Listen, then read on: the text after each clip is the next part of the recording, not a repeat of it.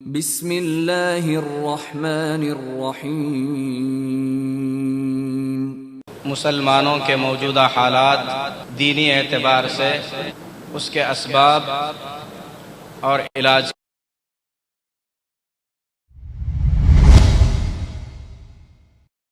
حاضرین میں سے کسی نے سوال بھیجا ہے، ما حکم الولاء والبراء فی الہند، هل یجب العمل به فی وقت الراہن؟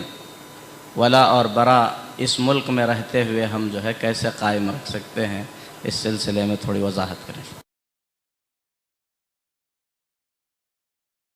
بسم اللہ الرحمن الرحیم، الحمدللہ رب العالمین، والصلاة والسلام علی نبینا محمد وعلی آلہ وصحبہ اجمعین۔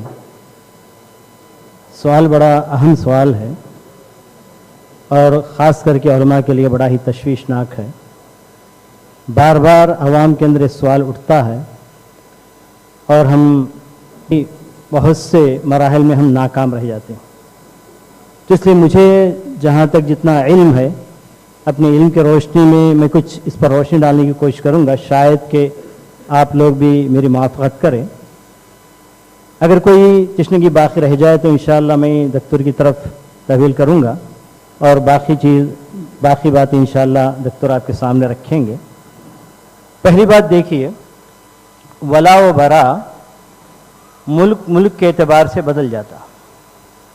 ہم یہاں اقلیت میں ہیں، عام طور ولا اور برا کی بات آتی ہے تو ہم سعودی علماء کے فتاوے لا کر جوڑ دیتے ہیں اور بالکل ایسے لگتا ہے کہ ہم ایک الگ دنیا میں ہی اور سارے مسلمان ایک الگ دنیا میں ہو جاتے ہیں، اور ہمارا اور بقیہ مسلمانوں سے، بقیہ گروہوں سے کوئی تعلق باقی نہیں رہتا۔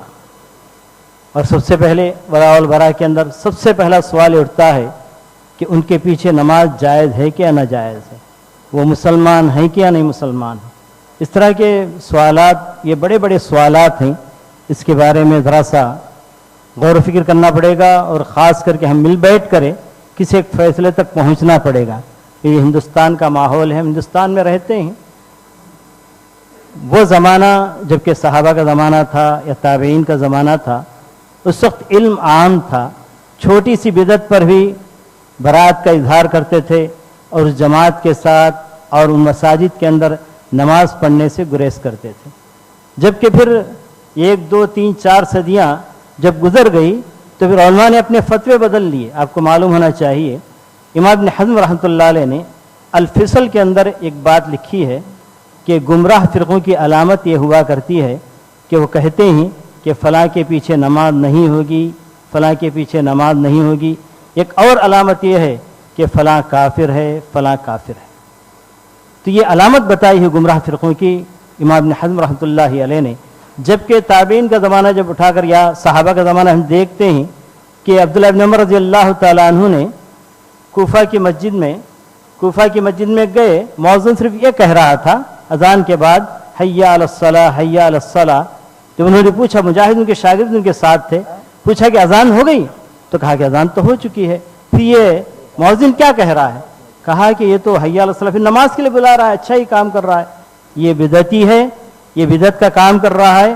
اخرجنی من مسجد ھذا المبتدع، کہہ کر مجھے اس مبتدع کی مسجد سے مجھے باہر نکال دیجئے۔ تو اس طریقے سے ہمارے صحابہ نے اور اس کے بعد تابعین نے برات کا اعلان کیا ہے، اور اس طرح کے بہت سے واقعات ہیں۔ اب میں یہ بتانا چاہتا ہوں کہ یہاں کچھ حالات بدلیں گے اور ولا اور برا کا معاملہ کچھ الگ ہوگا، اور اس سلسلے میں آپ بھی اس مسئلے پر غور کیجیے۔ اگر میں غلطی کرتا ہوں تو آپ بھی اس کی اصلاح کر سکتے ہیں۔ پہلی بات یہ کہ مسلمان ہندوستان کے اندر، یا بلکہ یوں کہیے کہ پوری دنیا کے اندر، ان کو 3 حصوں میں تقسیم کیا جا سکتا ہے۔ اگرچہ کہ 73 فرقے میں یا اس سے زیادہ فرقوں میں بڑھ چکے ہیں، پھر بھی ان کو 3 حصوں میں تقسیم کیا جا سکتا ہے۔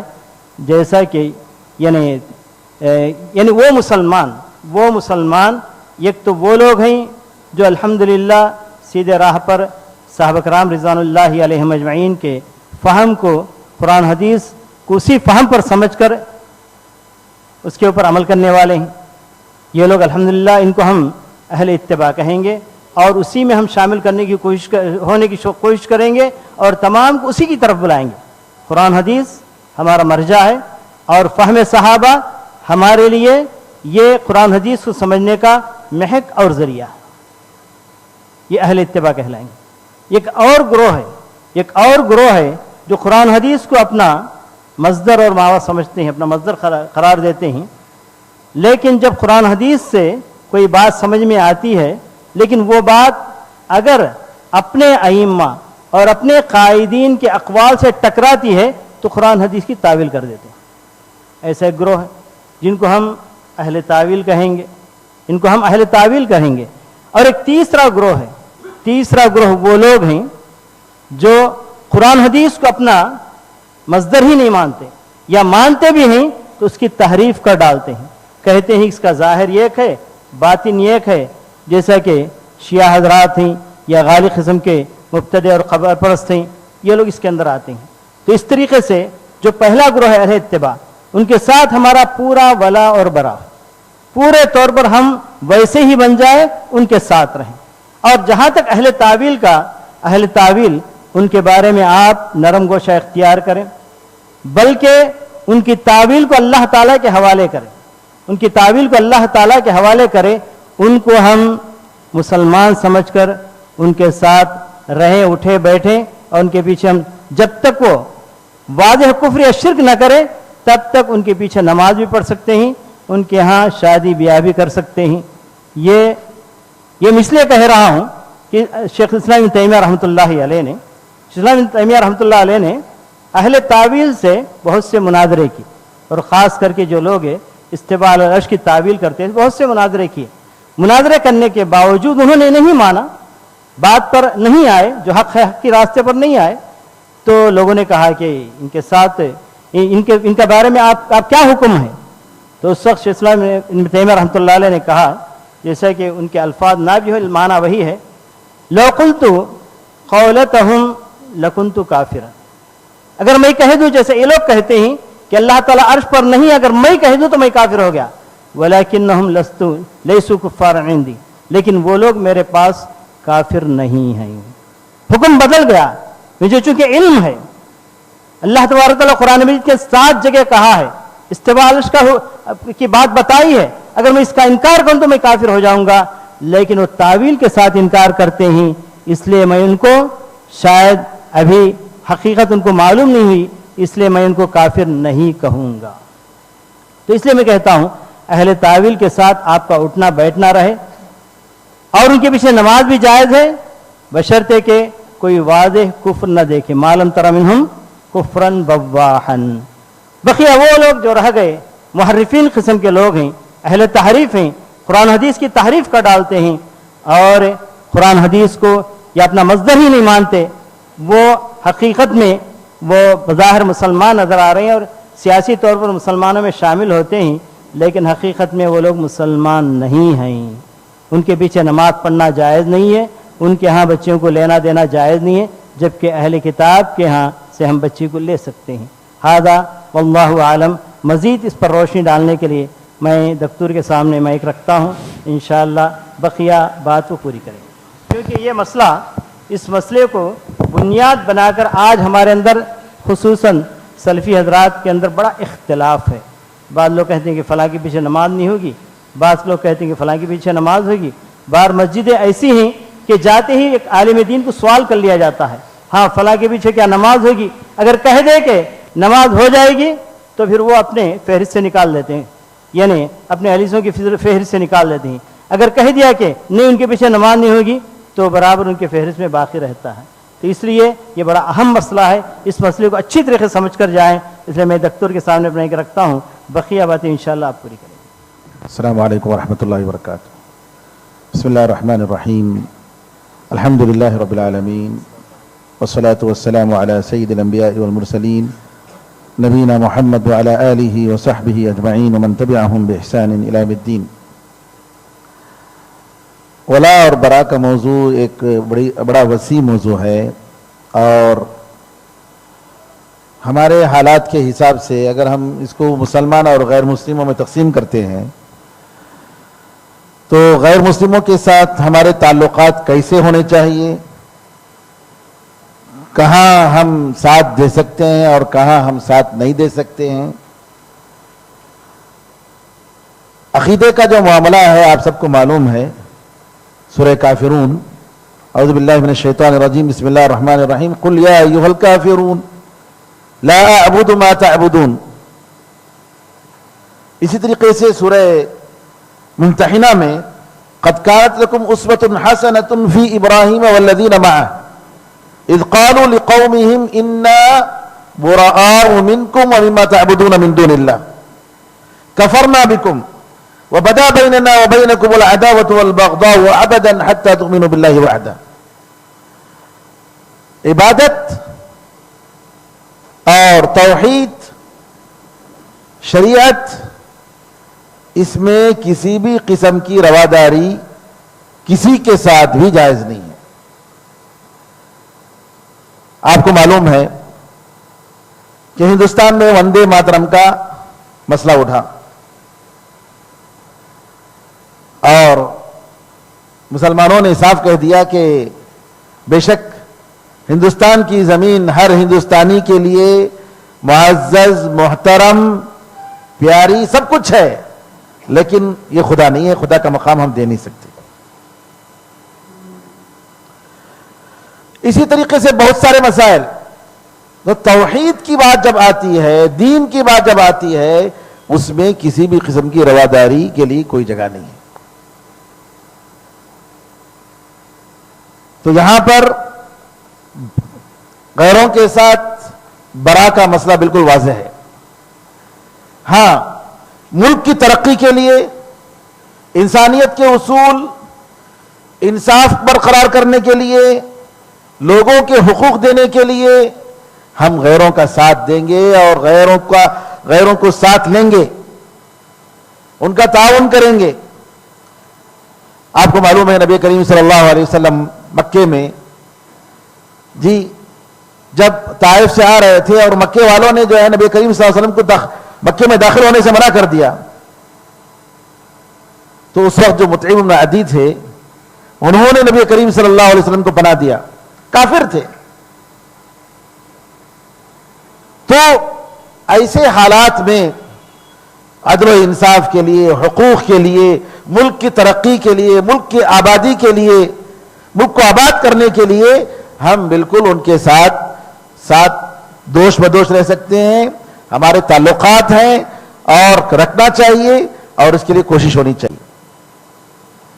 اور آج جو مسلمانوں کا جو حال ہے وہ اسی وجہ سے ہے کہ ہم غیر مسلموں میں جو انصاف پسند ہیں، جو اچھے لوگ ہیں، جو فرقہ پرست نہیں ہیں، جو عدل و انصاف چاہتے ہیں، ہم ان کو ساتھ نہیں لے رہے ہیں. سب سے بڑی غلطی ہماری طرف سے یہ ہو رہی ہے. اور یاد رکھیے کہ ہندوستان میں صرف مسلمانوں کے ووٹ سے کبھی کوئی نہیں جیتتا ہے.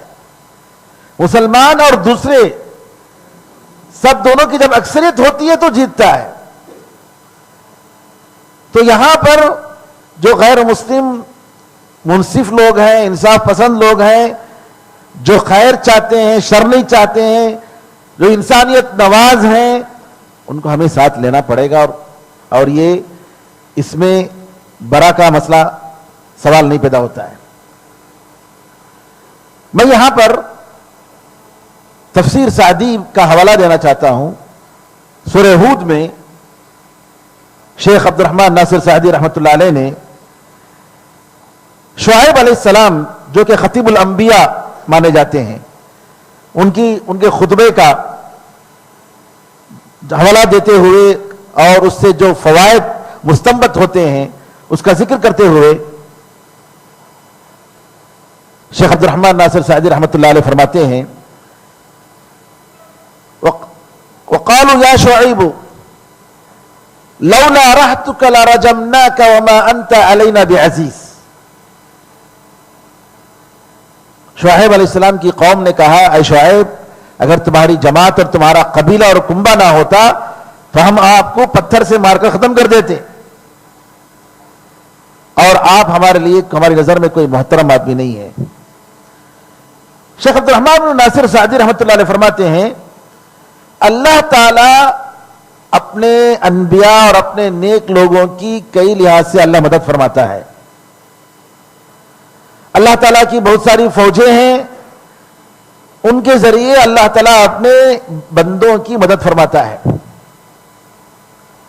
یہاں پر اس آیت میں اللہ تعالیٰ نے شعیب علیہ السلام کو ان کے کافر خاندان کے ذریعے بچایا۔ جیسے ابو طالب رسول اللہ صلی اللہ علیہ وسلم کے لیے ایک ڈھال کی حیثیت تھے، تو اسی طریقے سے شعیب علیہ السلام کو بچانے میں ان کے قبیلے والے جو کہ کافر تھے، مسلمان نہیں ہوئے تھے، وہ لوگ ساتھ دے رہے تھے، ان کی وجہ سے جو ہے ان کی قوم شعیب علیہ السلام کو بگاڑ نہیں سکی۔ آگے چل کر شیخ عبد الرحمن ناصر سعدی رحمۃ اللہ علیہ فرماتے ہیں کہ اگر مسلمان کسی ملک میں اقلیت میں ہوں، کم ہوں، اور وہ غیروں کے ساتھ، غیر مسلموں کے ساتھ مل کر اپنے ملک میں ڈیموکریسی سسٹم لا سکتے ہوں اور حکومت میں شامل ہو کر اپنی جان کی، مال کی حفاظت کر سکتے ہوں، تو ان کو یہ کرنا چاہیے۔ یہ بہتر ہے اس بات سے کہ دشمنان اسلام پورے طریقے سے وہ حاوی ہو جائیں اور اسلام اور مسلمانوں کو پوری طریقے سے ختم کر دیں۔ آپ جو ہے میں حوالہ دیا ہوں، آپ رجوع کر سکتے ہیں، سورہ ہود میں شعیب علیہ السلام کی اس آیت کے تعلق سے شیخ عبد الرحمن ناصر سعدی رحمۃ اللہ نے فرمایا اور صاف لفظ کہا کہ اگر مسلمان وہاں اقلیت جہاں مسلمانوں کی ہے اس ملک میں مل کر غیروں کے ساتھ شامل ہو کر اگر وہ جمہوریت لا کر اپنے حقوق کی حفاظت کر سکتے ہیں، ان کو کرنا چاہیے۔ شیخ بن باز رحمۃ اللہ علیہ، شیخ بن عثیمین رحمۃ اللہ علیہ، شیخ بن عثیمین رحمۃ اللہ علیہ سے پوچھا گیا، انہوں نے کہا انترکھا للفسقہ، کہا کہ پارلیمنٹ میں جاتے ہیں تو ہم لوگ مطلب بہت کچھ ان کی باتوں کو سننا پڑتا ہے، غلط باتوں کو ماننا پڑتا ہے، غلط دستور کو تسلیم کرنا پڑتا ہے، بہت ساری چیزیں ہوتی ہیں، ضرور نہیں کہ ہر دستور صحیح ہو۔ تو کہا شیخ ابن عثیمین رحمۃ اللہ علیہ نے انترکھا للفسقہ، کیا ہم سیاست کو بدکاروں کے حوالے کر دیں گے؟ اور یوسف علیہ السلام جو ایگریکلچر منسٹر تھے، وزیر زراعت، تو جو بادشاہ تھا وہ مسلمان نہیں تھا۔ شیخ الاسلام تیمیہ رحمۃ اللہ علیہ نے ذکر کیا فتاویٰ میں کہ یوسف علیہ السلام اس پوسٹ میں رہ کر، وزیر زراعت رہ کر، ایک غیر مسلم ملک میں، غیر مسلم حکومت میں، وہ اپنے والد جو کہ نبی تھے اور اب بھائی جو کہ مسلمان تھے اس وقت، جیسا بھی انہوں نے ظلم کیا یوسف علیہ السلام کے ساتھ، لیکن پھر بھی اس وقت کے جو لوگ تھے ان میں نیک لوگوں میں تھے۔ یوسف علیہ السلام اس پوسٹ کی وجہ سے وہ مدد کر پائے، کیونکہ قرآن میں اللہ تعالیٰ فرماتا ہے وَمَا كَانَ لِيَأْخُذَ أَخَاهُ فِي دِينِ الْمَلِكِ إِلَّا إِنْ شَاءَ اللَّهُ، تو بادشاہ کا دین الگ تھا، یوسف علیہ السلام کا دین الگ تھا۔ تو یہاں میں یہ نقطہ اس لیے بتانا چاہ رہا ہوں کہ آج کل جو مسلمان علماء میں خود کہ نہیں پارلیمنٹ میں نہیں جانا چاہیے، سیاست میں نہیں جانا چاہیے، نہیں یہ حرام ہے ہمارے لیے، یہ آپ کیسے دستور کو نہیں، یہ ساری چیزیں غلط ہیں میرے بھائیوں۔ علماء نے باقاعدہ دلیل دیا ہے، اور ایک گزشتہ سال یا پیوستہ سال جو مفتی عام ہیں سعودی عرب میں، شیخ عبدالعزیز آل الشیخ حفظہ اللہ، ان کا فتویٰ ہے کہ جہاں جہاں مسلمان مائنارٹیز میں ہیں ان کو چاہیے کہ غیر مسلم لوگوں کے ساتھ مل کر حکومت میں باقاعدہ شامل ہو اور سیاست میں ان کا رول ہو۔ یہ غیر مسلموں کے تعلق سے میں نے یہ بات بتائی۔ ہاں ایک نقطہ یہاں بتانا چاہتا ہوں ولا اور برا کا تعلق سے، غیر مسلموں کے تعلق سے، اور میں یہ ہمیشہ خطبوں میں کہتا ہوں، قرآن کریم کی بہت ساری نصوص ہیں جو صاف طور پر اس بات پر دلالت کرتے ہیں کہ جو گروپ، جو جماعتیں اور جو فرقے جن کا اساس ہی مسلم دشمنی ہو، جن کا اساس ہی مسلم دشمنی، کوئی اور مقصد نہیں، وہ جماعت اور گروپ بنا ہے کس وجہ سے؟ مسلمانوں ختم کرنے کے لیے۔ ایسے گروپ اور ایسے فرقوں میں، ایسے سیاسی پارٹیوں میں کوئی مسلمان رہ نہیں سکتا، اس کے لیے کوئی جواز نہیں ہے۔ بے شمار آیتیں ہیں، آپ جانتے ہیں ولا اور برا کے تعلق سے قرآن کریم میں صاف کہہ دیا کہ اگر آپ ان سے دوستی کر رہے تو آپ بھی ان کے ساتھ ہیں۔ یہ کون؟ وہ پارٹیاں یا وہ شخص، وہ گروپ، وہ جماعتیں جن کی بنیاد ہی کس پر ہے؟ اسلام دشمنی پر ہے، مسلم دشمنی پر ہے۔ ان کے ساتھ کوئی بھی مسلمان جی ان کے ساتھ نہیں رہ سکتا ہے، اس پارٹی کا ممبر نہیں بن سکتا ہے، ان کے ساتھ تعلق نہیں رکھ سکتا ہے۔ اب آئیے دوسرا موضوع، مسلمانوں کے درمیان ولا اور برا۔ شیخ نے تفصیل سے بتایا، اور مسلمانوں کے درمیان ہمارے ماحول میں دیکھیے سنت جب غالب ہو تو سلف صالحین نے جس طریقے سے مبتدعہ کے ساتھ، بدعتیوں کے ساتھ جو سلوک کیا آپ کو معلوم ہے۔ حجر المبتدع کے نام سے مستقل کتابیں لکھی ہیں بدعتیوں کے ساتھ کیسے سلوک ہونا چاہیے، لیکن یہ کب؟ جب سنت کا غلبہ رہا، سنت غالب رہی۔ لیکن جب سنت غالب نہ ہو تو ہمیں کیا معاملہ کرنا چاہیے؟ بڑی حکمت کے ساتھ، اپنے اخلاق کے ذریعے، اپنے کردار کے ذریعے اسلام کو پھیلانے کی ضرورت ہے، سنت کو ان لوگوں میں عام کرنے کی ضرورت ہے۔ اس کے بجائے اگر ہم ان سے پوری طریقے سے قطع تعلق کر لیں گے تو ہمارا وجود ہی ختم ہو جائے گا۔ اس لیے ضرورت ہے اس بات کی کہ بڑی حکمت کے ساتھ ہم ان کو ساتھ لیں۔ ہاں، جیسا کہ شیخ نے بتایا، بعض لوگ ہیں جو اوپر سے مسلمان ہیں اور اندر سے مسلم نہیں ہیں۔ نبی کریم صلی اللہ علیہ وسلم کے زمانے میں آپ دیکھیں گے منافقین کے بارے میں یعنی سبحان اللہ اتنی آیتیں، ہم العدو فاحذرہم قاتلہم اللہ انا یؤفکون۔ جی اسی طریقے سے قرآن میں دوسری جگہ اللہ تعالیٰ فرماتا ہے کہ کون سی آیت ہے وہ کہ جو ہے اگر منافقین اور والمرجفون فی المدینۃ، قرآن کی کیا آیت ہے؟ لنغرینک بہم لئن لم ينتهي المنافقون والذین فی قلوبہم مرض والمرجفون فی المدینۃ لنغرینک بہم ثم لا يجاورونك فيها الا قليلا ملعونین اینما ثقفوا اخذوا وقتلوا تقتیلا۔ سبحان اللہ۔ لیکن نبی کریم صلی اللہ علیہ وسلم سے جب کہا گیا کہ یہ منافق ہے میں اس کو قتل کیوں نہ کروں، کیا فرمایا کہ لوگ کہیں گے کہ ان محمد یقتل اصحابہ۔ تو ان لوگوں کے ساتھ بڑی حکمت کے ساتھ ہم لوگوں کو پیش آنے کی ضرورت ہے۔ مثال کے طور پر شیعہ ہیں، شیعہ کیا؟ اب جو ایرانی رافضہ جو ہیں، جیسا کہ عبدالرحیم بلوچی جو ایران کے ہیں اصل میں، اور ان کے بارے میں خمینی کے بارے میں سب جانتے ہیں اور ان کے ساتھ نشستیں ہوئی ہیں، وہ کہتے ہیں کہ اب جو حکومت ہے ایران میں یہ شیعہ بھی نہیں ہے، یہ ایک باطنی فرقہ ہے، یہ ایک غنڈہ جماعت ہے، غنڈہ گردی جماعت ہے یہ۔ اور اگر آپ دیکھیں کہ ان کے اصل تاریخ اٹھا کر اگر آپ دیکھیں، یہ لوگ جو ہے باہر کے جیسے کمال اتا ترک بادشاہ آیا ہوا تھا اور فرانس سے مغرب نے ان لوگوں کو تیار کیا مسلمانوں کو بہکانے کے لیے اور خلافت کو ختم کرنے کے لیے، اس قسم کا یہ آدمی ہے۔ کیونکہ شیعہ ایک ایسا دروازہ ہے شیعیت کہ ہر کوئی اس میں داخل ہو سکتا ہے۔ تو ایسے لوگوں کے ساتھ ہمارا کیا تعلق ہونا چاہیے؟ بہت ہی محتاط تعلق ہونا چاہیے، بہت ہوشیاری کے ساتھ۔ جس نبی کریم صلی اللہ علیہ وسلم نے عبداللہ بن ابی اور منافقین کے ساتھ جسے سلوک کیا، یہ وہی سلسلہ ہے اور بہت ہوشیار رہنے کی ضرورت ہے مسلمانوں کو، ورنہ آج پورے عالم اسلام پر قبضہ کر کے اسلام کو ختم کرنے کا یہ پلان ہے، غیروں کے ساتھ مل کر ان لوگوں کا، ان ایرانیوں کا، ان رافضہ کا۔